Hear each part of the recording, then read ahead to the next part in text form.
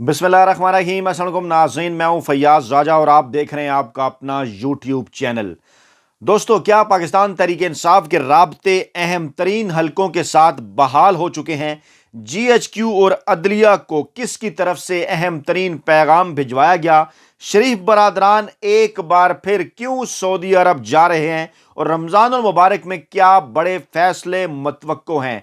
जजेस के खिलाफ रेफरेंस की इतलात दुरुस्त हैं या गलत? और क्या एक और वज़ीर आज़म सोमवार के दिन फारिग होने जा रहे हैं? तफसीलात आपके सामने रखेंगे।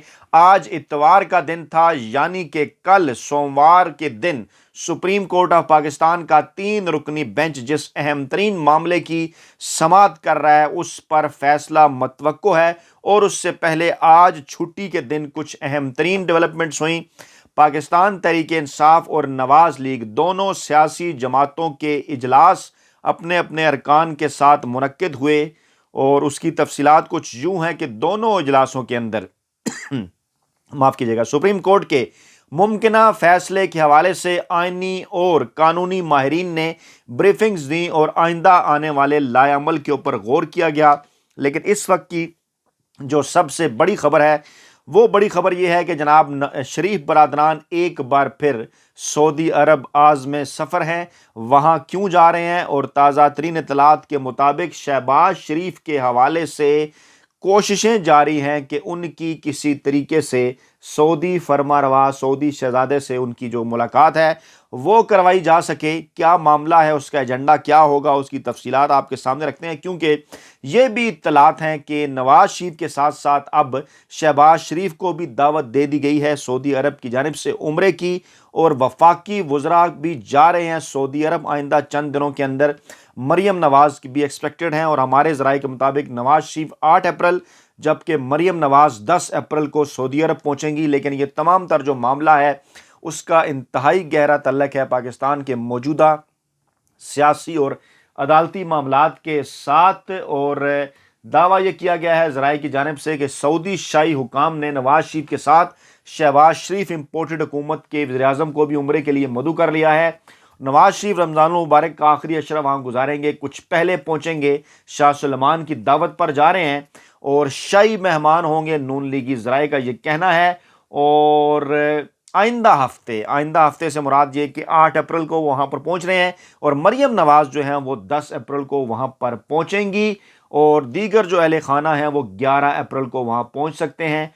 और इसके साथ साथ ये इत्तलात भी हैं कि अब शहबाज शरीफ को भी दावत दी गई है कि वो भी वहाँ पर पहुँचें। अभी बाकायदा तौर पर उनके दौरे के हतमी शेड्यूल का ऐलान नहीं किया गया, लेकिन इत्तलात ये आ रही हैं कि इस दौरे के एजेंडे के अंदर जो उनकी मुलाकातें हैं सऊदी हुकाम के साथ, उससे पहले इमरान खान के गैर मुल्की दोस्तों की जानिब से पैगामात पहुँचाए गए हैं। उन पैगामात की रोशनी में सऊदी हुकाम से होने वाली इन मुलाकातों का जो एजेंडा है उसके अंदर पाकिस्तान के अदालती और सियासी मामलात भी शामिल हैं। दूसरी जानिब जो बड़ी डेवलपमेंट है वो जनाब कुछ यूँ है कि पाकिस्तान तहरीक इंसाफ जिन्होंने मुलाकातें की थी कल अपने साबका इत्तेहादियों के साथ साथ जमात इस्लामी से भी, उसकी मज़ीद तफसीलात सामने आई हैं। ज़राए का ये दावा है कि पाकिस्तान तहरीक इंसाफ और जमात इस्लामी की क़यादत के दौरान मुल्क का जो मौजूदा सियासी माहौल है, जो सियासी दर्जा हरारत है, उसको कम करने के हवाले से इत्तफाक हुआ है। 2014 में जब मुल्क के अंदर सियासी बहरान था उस वक्त भी जमात इस्लामी और सिराजुल हक साहब ने अहम तरीन किरदार अदा किया था। और अब सिराजुल हक साहब का ये कहना है कि अगर पाकिस्तान तहरीक इंसाफ की क़यादत उन्हें ग्रीन सिग्नल दे तो बेहतर ये कि बजाय इसके कि इदारों को सालसी के अंदर डाला जाए, वो ज़्यादा बेहतर अंदाज में सियासी जमातों के साथ बैठ मिलकर सालसी कर सकते हैं। और सिराजुल हक को ये कहा गया है कि पाकिस्तान तहरीक इंसाफ की क़यादत इमरान खान से फ़ाइनल और हतमी मशवरे के बाद उनको रिस्पॉन्ड करेगी। अच्छा, दूसरी जानिब परवेज़ इलाही का यह दावा है कि MKM समेत मुतहद्दा कौमी मूवमेंट समेत तमाम तर जो उनके पुराने इत्तेहादी हैं उनसे राबते बहाल हो चुके हैं। और बकौल परवेज़ इलाही के MKM की क़यादत का यह ख्याल है कि PDM के साथ जाने से, इत्तेहाद करने से MKM का नुकसान हुआ है और वहाँ पर अब ये सोच मौजूद है कि PDM के साथ मज़ीद चलने का कोई फ़ायदा नहीं है।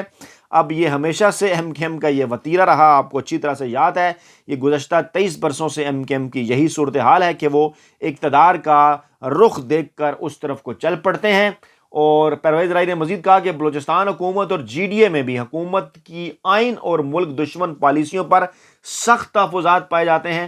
عمران خان جلد تمام جماعتوں کا اجلاس بلا کر اگلا لائحہ عمل بتائیں گے، یعنی کہ ذرائع کا یہ دعویٰ ہے کہ جو پاکستان تحریک انصاف کے پرانے اتحادی ہیں وہ اور بشمول جماعت اسلامی پاکستان تحریک انصاف یہ کوشش کرے گی کہ ان تمام سیاسی جماعتوں کا ایک اجلاس بلا کر اس کے اندر آئینی اور قانونی معاملات جو ہیں وہ عمران خان نئے عام انتخابات کے حوالے سے پاکستانی قوم اور ان تمام سیاسی جماعتوں کے سامنے رکھیں۔ پرویز علی نے یہ بھی دعویٰ کیا کہ ان کا یہ بھی کہنا تھا کہ پی ڈی ایم کا غیر آئینی مطالبات پر مبنی اعلامیہ سپریم کورٹ کے امور کے اندر کھلی مداخلت ہے اور حکومتی اعلامیے میں سپریم کورٹ کے خلاف دھمکی آمیز اور توہین آمیز زبان استعمال کی گئی اور الیکشن رکوانے کے لیے حکومت کا یہ جو آخری حربہ ہے یہ بھی ناکام ثابت ہوگا۔ دوسری جانب ایک اور اہم ترین اور بڑی ڈیولپمنٹ پاکستان تحریک انصاف کے رابطے بحال ہونے کے بعد جی ایچ کیو اور پاکستانی عدلیہ یعنی سپریم کورٹ آف پاکستان کو ایک اہم ترین پیغام بھیجا گیا ہے عالم دین مفتی تقی عثمانی صاحب کی جانب سے، اور ان کا یہ کہنا ہے کہ موجودہ سیاسی صورتحال میں سیاستدانوں اور دیگر اداروں کو مل بیٹھ کر مسائل کا حل نکالنا چاہیے۔ انہوں نے کہا کہ اگر کسی گھر کے لوگ آپس میں لڑ رہے ہوں اور گھر میں آگ لگ جائے تو کیا اس وقت یہ بحث کی جائے گی کہ آگ کس نے لگائی، یا واحد راستہ یہ ہوگا کہ سب مل کر آگ بجھائیں؟ ان کا کہنا تھا کہ موجودہ بحران کا واحد حل صرف اور صرف یہ ہے کہ تمام جماعتیں اور ادارے منافرت اور دشمنی کی بجائے سر جوڑ کر بیٹھیں، ملک کو بچائیں۔ مفتی تقی عثمانی صاحب نے قرآن پاک کی آیت کا بھی حوالہ دیا کہ اللہ تعالیٰ فرماتا ہے کہ تمام مسلمان آپس میں بھائی بھائی ہیں اور اپنے دو بھائیوں کے درمیان صلح کراؤ اور اللہ سے ڈرو تاکہ تمہارے ساتھ رحمت کا معاملہ کیا جائے۔ انہوں نے یہ بھی کہا کہ عوام اور باثر حضرات کا فرض ہے کہ وہ اس قرآنی حکم پر عمل کر کے رہنماؤں کو ساتھ بٹھانے کی کوشش کریں۔ شیخ الحدیث ہیں مفتی تقی عثمانی صاحب، انہوں نے مزید کہا کہ فوج اور عدلیہ کو یقیناً سیاست کے اندر دخل اندازی نہیں کرنی چاہیے۔ میں ریپیٹ کرتا ہوں، انہوں نے کہا کہ فوج اور عدلیہ کو یقیناً سیاست کے اندر دخل اندازی نہیں کرنی چاہیے، لیکن ایسے سنگین حالات میں سیاسی جماعتوں کو ساتھ بٹھا کر غیر جانبداری سے خالص ملک کے مفاد اور قومی سلامتی کے لیے مسئلے کا حل نکالنا ان کا فرض بنتا ہے۔ اللہ تعالیٰ اس کی توفیق عطا فرمائے۔ یعنی انہوں نے پیغام بھیجا پاکستانی عدلیہ اور اسٹیبلشمنٹ کو کہ آپ کا سیاست کے اندر کوئی کردار نہیں، لیکن کیونکہ گزشتہ 75 برسوں میں پاکستان میں جو کچھ ہو رہا ہے اس کے اندر آپ کا ایک کردار رہا، آپ بھلے نیوٹرل رہیں، غیر جانبدار رہیں، لیکن آپ کا ایک فرض ہے کہ سیاسی جماعتوں کو اکٹھا بٹھانے کے حوالے سے اپنا کردار ادا کریں۔ عمران خان کی اہم ترین سٹیٹمنٹ سامنے آئی کہ اگر الیکشن نہیں تو پھر کسی قسم کے کوئی ڈائلاگ نہیں۔ عمران خان نے ایک بار پھر واضح کیا کہ وہ ڈائلاگ کرنے کے لیے تیار ہیں، تمام تر سیاسی جماعتوں اداروں کے ساتھ مل بیٹھنے کے لیے تیار ہیں۔ پاکستان ان کا ہے، ملک ان کا ہے، عوام ان کا، عدلیہ ان کی، فوج ان کی، وہ تمام کے ساتھ مل بیٹھ کر بات کرنے کے لیے تیار۔ لیکن اگر الیکشن کے اوپر بات نہیں ہوگی تو پھر اس بات چیت کا کسی طور کوئی فائدہ نہیں۔ یہ بات عمران خان اس سے پہلے بھی کر چکے، اور آج یہ بیان جب ان کا سامنے آیا تو سراج الحق صاحب کی بھی سٹیٹمنٹ بھی آئی کہ سیاستدان ہی آپس میں بیٹھ کر جو ہے وہ تمام تر مسائل کا جو حل ہے وہ ہے جناب نکال سکتے۔ شاہ محمود قریشی کا اہم ترین بیان، انہوں نے کہا کہ ججز کو دباؤ میں لانے کے لیے ریفرنس لانے کا اشارہ دیا گیا کہ 3 ججز کے خلاف ریفرنس لایا جائے گا۔ مقصد کیا ہے کہ الیکشن میں کسی نہ کسی طریقے سے تاخیر ہو۔ آئین بڑا واضح ہے، 90 روز میں انتخابات ہونے ہیں، اور پی ڈی ایم حکومت اور جماعتیں People's Party, Noon League, J U I ایک طرف کاغذات جمع کراتی ہیں، دوسری طرف کہتی ہیں کہ الیکشن نہیں ہونے دیں گے۔ قانون سازی نمائندوں کا کام ہے، مگر دیکھنا یہ ہے کہ اس کی ٹائمنگ کیا ہے۔ اشارہ کیا انہوں نے اس قانون سازی کی طرف جو کہ سپریم کورٹ اور چیف جسٹس کو مد نظر رکھ کر سامنے رکھ کر جو ہے وہ اس پرسپیکٹو میں کی گئی، مخصوص لوگوں کو، نون لیگ کی قیادت کو، پی ڈی ایم کو فائدہ پہنچانے کے لیے۔ انہوں نے کہا کہ دیکھنا یہ ہے کہ قانون سازی ہو سکتی ہے یا پھر آئینی ترمیم لانی ہے، کیونکہ آئینی ترمیم کے حوالے سے بعض ماہرین کی رائے ہے کہ آئینی ترمیم کے بغیر یہ والا معاملہ جو ہے وہ چیف جسٹس سے سو موٹو کا جو اختیار ہے وہ نہیں لیا جا سکتا۔ ہمارا خیال ہے آئینی ترمیم کے بغیر یہ نہیں ہو سکتا۔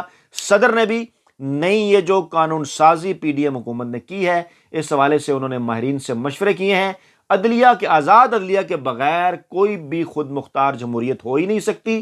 آئین کے ساتھ کھڑی جماعتوں کو ایک طرف کھڑا ہونا ہوگا۔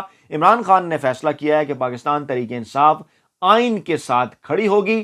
انہوں نے کہا کہ آپ 50 روپے کے اسٹامپ پیپر پر جھوٹی رپورٹ پر باہر چلے جاتے ہیں، لاڈلے ہم ہوئے یا آپ؟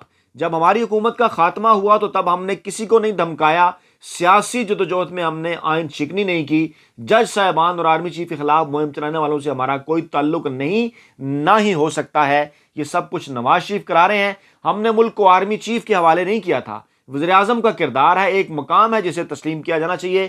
آئین دونوں چیف منسٹرز کو اختیار دیتا ہے کہ اسمبلی توڑیں۔ بھارت میں بھی اسی طرح الیکشن ہوتا ہے، کبھی کسی ایک ریاست میں، کبھی کسی دوسرے ریاست میں، اور بظاہر لگتا ہے کہ ریفرنس دائر کرنے کا فیصلہ کر لیا گیا ہے، اور جس آئین پر پیپلز پارٹی فخر کیا کرتی تھی آج اس آئین پر ضرب لگ رہی ہے۔ پیپلز پارٹی دو چیزوں پر فخر کرتی تھی، ایک آئین اور دوسرا ایٹمی اثاثے۔ آج پیپلز پارٹی نے ان دونوں چیزوں کے اوپر پراسرار خاموشی اختیار کر رکھی ہے، اور یہی فرق ہے بھٹو میں اور زرداری میں۔ اہم ترین بیان فواد چودھری کا بھی سامنے آیا۔ انہوں نے کہا کہ عدالتی حکم پر عمل درآمد نہ ہوا تو سپریم کورٹ پیر کے روز ملک کے ایک اور وزیر اعظم کو فارغ کر دے گی۔ اور سوال یہاں پر یہ ہے کہ کیا فواد چودھری صاحب کے پاس کسی قسم کی کوئی اطلاعات ہیں اس حوالے سے، یا یہ ان کا تجزیہ ہے، یا وہ کوئی ایسی خبر رکھتے ہیں؟ انہوں نے کہا کہ سپریم کورٹ الیکشن کرانے کے کیس میں فیصلہ دے چکی ہے، اب 3 رکنی بینچ صرف عمل درآمد بینچ ہے، اور حکومتی عدالتی حکم پر عمل درآمد نہ ہوا تو سپریم کورٹ پیر کے روز ایک اور وزیر اعظم کو فارغ کر دے گی۔ یہ انتہائی اہم ترین اور بڑی سٹیٹمنٹ ہے، اور اسی سٹیٹمنٹ کے تناظر ہی میں آج نواز لیگ کی قیادت کا اجلاس ہوا، جس میں جو ہے وہ ان کے وزیر قانون جو ہیں ان کے تارڑ صاحب، ان کی جانب سے بریفنگ دی گئی۔ اس اجلاس کے اندر جو ہے وہ سردار ایاز صادق، خواجہ آصف، رانا ثناء اللہ، دیگر جو نون لیگ کی قیادت ہے، اس نے یہ شرکت کی۔ اور اس کے ساتھ ساتھ یہ بھی اس بات پر غور کیا گیا کہ آئندہ ہفتے جو نواز لیگ کی قیادت سعودی عرب میں اکٹھے ہونے جا رہی ہے، نواز شریف، شہباز شریف اور مریم نواز، وہاں پر کون کون سے سینئر وفاقی وزراء نون لیگ سے تعلق رکھنے والے اس اجلاس کے اندر شرکت کریں گے، کیونکہ وہاں پر مشاورتی میٹنگز بھی ایکسپیکٹڈ ہیں۔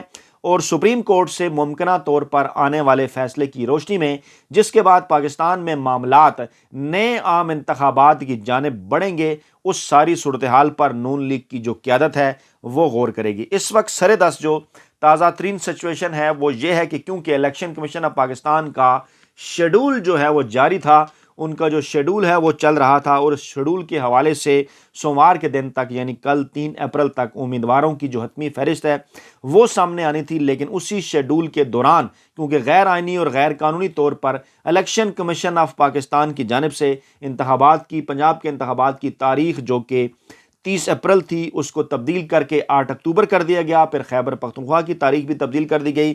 اس لیے جو وہاں پر شیڈول چل رہا تھا پنجاب کا، اس پر اس طرح سے عمل درآمد نہیں ہو سکا، اور ہونا تو یہ چاہیے تھا آئیڈلی کہ 3 تاریخ کو امیدواروں کی حتمی فہرست سامنے آتی، ٹکٹوں کا اعلان ہوتا، امیدواروں کو انتخابی نشانات ملتے، اور اس کے بعد پھر آخری مہم ہوتی امیدواروں کی 30 اپریل کی پولنگ کے لیے۔ لیکن یہ سب کچھ الیکشن کمیشن نے غیر آئینی اور غیر قانونی طور پر جو ہے وہ روک دیا۔